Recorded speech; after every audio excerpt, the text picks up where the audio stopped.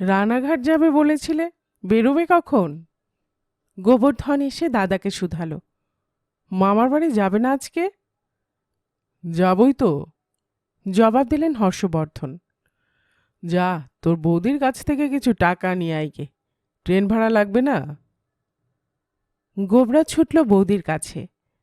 হর্ষবর্ধন পেছন থেকে হাঁক দিলেন, তোর বৌদিকে তৈরি হতে বল, সেজে গুজে তৈরি হয়ে নিক, বুঝলি? গোবরা একখানা 100 টাকার নোট নিয়ে ফিরে আসে।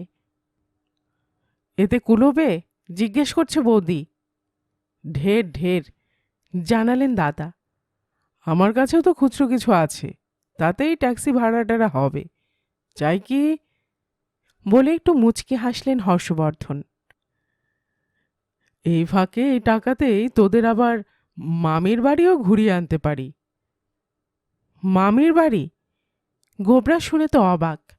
মামির বাড়ি কি আবার আলাদা জায়গায় নাকি? মামি দেখেছিস কখনো? দেখব না কেন? মামার সঙ্গে দেখেছি মামিকে, একজোড়া মামা মামিকে একসঙ্গে, একবার নয় 100 বার।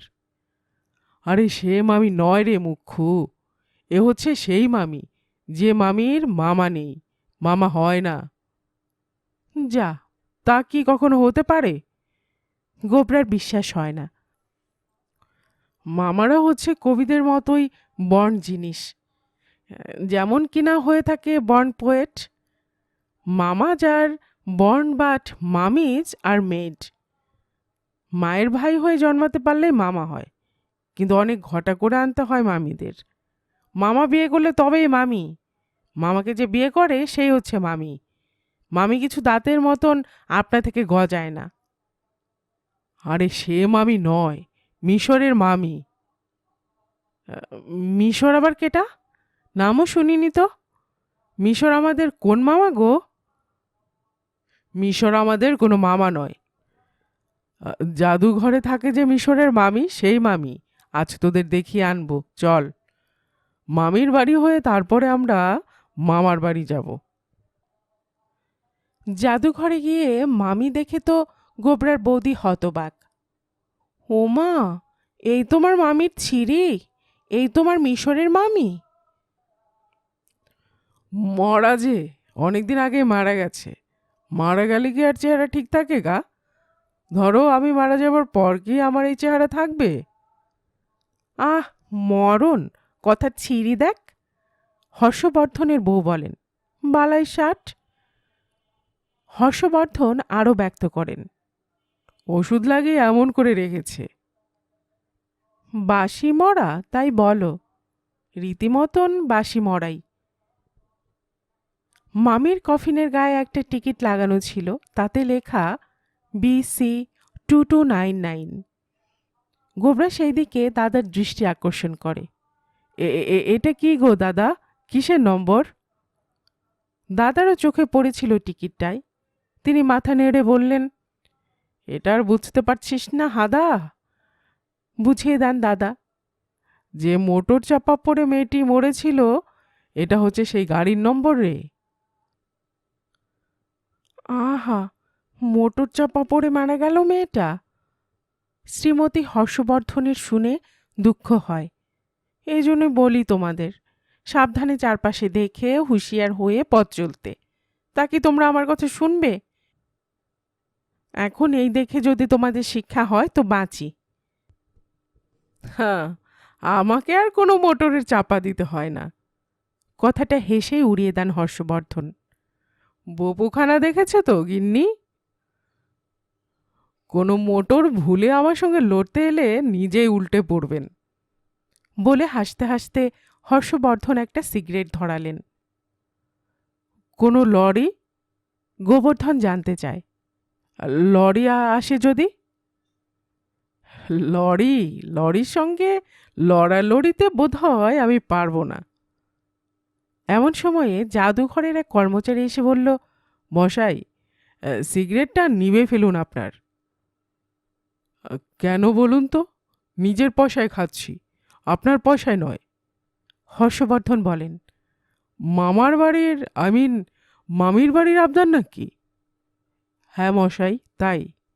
কর্মচারী জানান, মামির ঘরে সিগারেট খাওয়া নিষেধ। কেন? খেলে কি হয়? গোবরা জানতে চায়। জরিমানা হয়, 50 টাকা জরিমানা। সামনেই তো নোটিশ ঝুলছে, দেখছেন না? সত্যিই তাই, দেওয়ালে লটকানো নোটিশ, সিগারেট খাওয়া দণ্ডনীয়, এখানে সিগারেট টানিলে 50 টাকা জরিমানা দিতে হইবে। নেবানো তো যায় না, সবে ধরিয়েছি মাত্র, দুটানো টানিনি এখনো। হর্ষবর্ধন বলেন, এই নিন আপনার জরিমানা। 100 টাকার নোটখানা হর্ষবর্ধন ভদ্রলোকের হাতে দেন। আমার কাছে তো ভাঙানি নেই। কর্মচারী বললেন, 50 টাকা এখন পাই কোথায়? তাহলে কি হবে? ভদ্রলোকের হয়ে হর্ষবর্ধন ভাবিত হন, তাই তো, কোথায় আপনি পাবেন এখন 50 টাকা? গোবরা, তুইও ধর না হয় একটা, তাহলে ডবল জরিমানা হয়ে ওটার পুরো টাকাটাই কেটে যাবে এখন। কি যে বলো তুমি দাদা! শ্রীমান গোবর্ধন বৃরাবনত হয়। তোমরা হলে গুরুজন, তোমাদের সামনে আমি কখনো সিগারেট টানতে পারি? আড়ালে আবডালে হলে না হয়। তাহলে তুমি একটা টানো না হয় গিন্নি, টেনে দেখো না একবার। মরণ আর কি! হর্ষবর্ধনের বউ মুখ বেজার করেন। তবে আর কি হবে, আপনি একটা সিগারেট ধরান তাহলে। এই বলে নোটখানা আর একটা সিগারেট ভদ্রলোকের হাতে দিয়ে বউ আর ভাইকে নিয়ে হর্ষবর্ধন বাইরে এসে ট্যাক্সিতে চাপেন।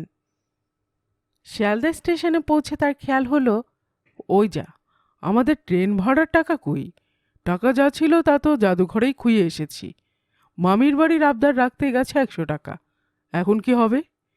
3খানা রানাঘাটের টিকিটের দাম 17 টাকা 7 আনা, এখন পাই কোথায়?